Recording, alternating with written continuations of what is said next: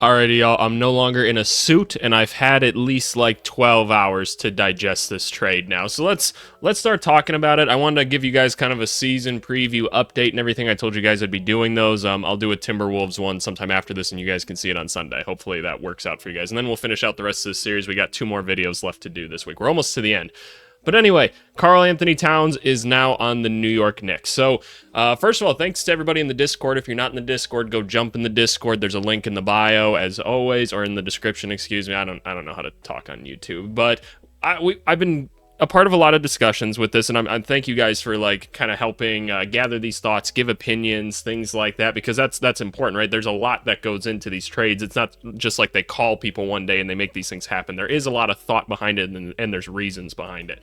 From the New York Knicks perspective, I feel like overall the reaction to this trade has been like mostly positive. Like oh, we got karl-Anthony Towns, this is awesome. I feel like all the negative feedback that we've seen up to this point is people sad that Donte DiVincenzo is going because they really like Donte DiVincenzo. Julius Randle, like I've seen some people say like Julius Randle's like a better player and everything, and like I mean, I wouldn't personally say that. Julius Randle's a really good player, though, and I want to make that very clear. Julius Randle is a very, very good NBA player. It's just his game was complicated, right? And he's always struggled to find out where he fits because of his play style, right? It's kind of like Rudy Gay back in the day. Like, Rudy Gay could go get you like 20-something points wherever he was, but he just played such an isolated style of basketball that it didn't always work very well, and he didn't tend to win a lot of games when he was playing. And I know that's kind of a name from the past, but I always liked watching Rudy Gay play. He was an entertaining player, but nonetheless, karl-Anthony Towns is on this team. You've lost Donte DiVincenzo, so let's kind of break down everything that's happened since then. So they ended up trading 1 first-round pick. It was a Detroit Pistons heavily protected pick for this year. It was a 2025 pick. It wasn't quite lottery protected this year, but you might as well have called it lottery protected because it was protected 1 through 13, and then the protection slowly dwindles over the next couple years, and then it becomes like second-round pick. So it's basically a nothing pick, right? Like I don't want to say it's nothing because eventually you'll get something out of it, but it's a nothing pick. You give that up every single time. And I'll say my opinion on this trade as of this point is you do this trade like 10 out of 10 times. I just don't see why you wouldn't. karl-Anthony Towns is a very dynamic basketball player. Obviously offensively super gifted, right? If you put him in the right spots, like he's going to be a great shooter. He can attack the rim, he can move, like he's awesome, right? In the pick and pop and things like that. And there's so many dynamic and smart basketball players on this team that I think he's going to be a really, really good fit. And we'll talk about the depth chart that I kind of have like drawn up here in a second, because like, is this going to be the day one lineup? No. Mitchell Robinson, we've found out, is out until December. This guy continues to be hurt, so that's another reason they had to go get karl-Anthony Towns. Like, he's probably going to play center day one. You throw Josh Hart in here at like the 3 or the 4, and that's probably what the first 5 is going to be until Mitchell Robinson comes back. But no, karl-Anthony Towns is going to be good, and we've learned that karl-Anthony Towns can be a good perimeter defender. Like, he was a big reason that the Minnesota was able to beat Denver. It's because of his defense on Jokic. Like, he really gave Jokic problems. Between Cat knowing that he had Rudy Gobert behind him at all times if things went haywire, right? Being like, okay, I can really be up in this guy's face. Like, I can really be pressuring him, doing whatever I need to so that he can't be dynamic. And Rudy's got my back behind me. Like, that was it right there. That's a big reason why. And then obviously all the perimeter defense that they had was shutting down guys like Aaron Gordon, Michael Porter Jr., and Jamal Murray, right? But I mean, like, Cat was probably the big part defensively that was causing a lot of that stuff. And so we know how to play Cat, and that's why I have him playing more of the 4. I think we're learning that's probably the best place for him. So once Mitchell Robinson comes back, does this kind of become the de facto lineup? Like, maybe it's not the closing lineup. You probably take Mitchell Robinson out for that and throw Josh Hart back in again. But we know historically karl-Anthony Towns struggles defensively in the in more of a post play and stuff. He's really bad at reading like pick and roll coverages and stuff like that. And that's why I find it so interesting that like he's back with Tom Thibodeau, because Tom Thibodeau tried to fix that in him for so long. And so I'm curious, like, what really happens to that. Maybe you just needed a center that bad that's okay, but nonetheless, this is kind of the lineup that I'm imagining for the team. Obviously, Bridges moving over to more so the two OGs playing like the wing in this one. You look at the depth chart now, and there's some holes, and there's literally roster holes now. There's actually 2 open roster spots. And by the way, I was doing some math, y'all. The trade that we know about still isn't legal. There's no way it's legal. So the trade right now is Karl-Anthony Towns over to the Knicks, right? And then they sent over DiVincenzo and Julius Randle to the Timberwolves, and then they also signed and traded like Daquan Jeffries over to Charlotte. They definitely are going to need to sign and trade another player as a part of this deal to make it work. I don't know who that player is going to be or whatever, and I think it was like $2 or $3 million short or something like that. So you could sign like 2 smaller contracts if you want to, or just like, I don't even know if it was enough to be like a 10-year veteran minimum or something like that. I don't know. It's a really interesting situation to be in, and we're seeing what people have to do to make these aprons work, because the Knicks were a first apron team, and they still are, and god damn is it close to them being a second apron team right now. So this team still has 2 roster spots. They can go into the season with 13 players right now, but you can only go like 2 weeks or something with 13 players on your roster before you have to go sign a 14th player.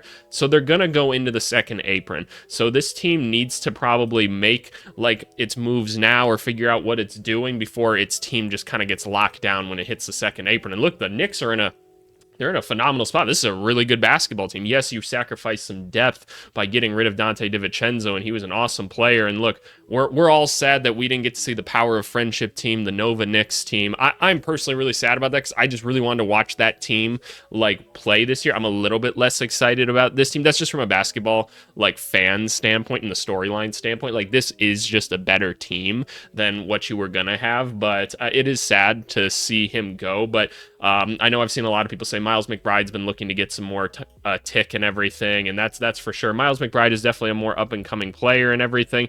Do I think he's going to provide the same level of like defense that DiVincenzo was able to, and that same shooting? I mean, dude was hitting shots last year for them, and big shots in the playoffs at that. So I don't know. I think it's an interesting one. Who do they go out and sign? I don't know. It looks like it's got to be some wing players. I mean, maybe you could try to find a little bit more size. You still have Achua and Sims, who I don't think are bad necessarily. So I don't know. I'd like to just go find like some more 3-point shooting wings or something like that. Because look, like Daddy A should not be like this high on a depth chart or anything right now. Like, dude's going to need some time to develop. But this is the situation you're looking at right now. If we move over to rotation, I've gone and like changed this up a little bit. Looking at the first 5, I got Brunson and Bridges playing a hell of a lot of minutes, because like, why not, right? I got OG playing a lot of minutes. I got Towns playing a lot of minutes. Mitchell Robinson, presuming when he gets healthy and everything, maybe in December, around 27-ish minutes a game. I got Josh Hart really playing like the next starter minutes right there. McBride's playing a shit ton of minutes. And look, this is a Tom Thibodeau team, so minutes like this wouldn't be out of the picture to have 7 guys basically playing starter level minutes, and then you just kind of have 1 or 2 other guys and Precious Achua and Bates Jop playing. I think at least Jop can provide like some stretch forward minutes or something like that. So I don't know. Looking at the rest of these guys, like maybe Kolek is ready to play right away. Cameron Payne obviously has like enough playing experience. I don't feel great about Sims on the court right now, or Daddy A, but this team's going to have to add like a couple more pieces to make it all work. I guess the next question I would have is like, does this change like our standings outlook at all? I mean, I still personally have the Celtics as the better team. I think this put them pretty damn close, if not on top. I'm not going to hate you guys if you say that this team is better than Boston. I mean, the Knicks are just about as all in as you can be right now. What a crazy offseason. You got Bridges and Towns, like, wow, and you were already a good basketball team, and like you still got assets to work with here. Like, look at all these picks that you can still like maneuver with, and they might have to use some of these seconds to like do some of these sign-in trades that I was talking about, because like I said, I don't think the trade is legal yet, so that's why I don't think it's like official yet. But they're gonna fall over the second apron. Their team's gonna get pretty much locked down for the year, and like, look, they got Towns for a while now. They got Brunson for a while, OG for a while. They got Bridges still for a bit, Josh Hart for a bit, like McBride for a bit. Like, damn, man, this team's in a good spot.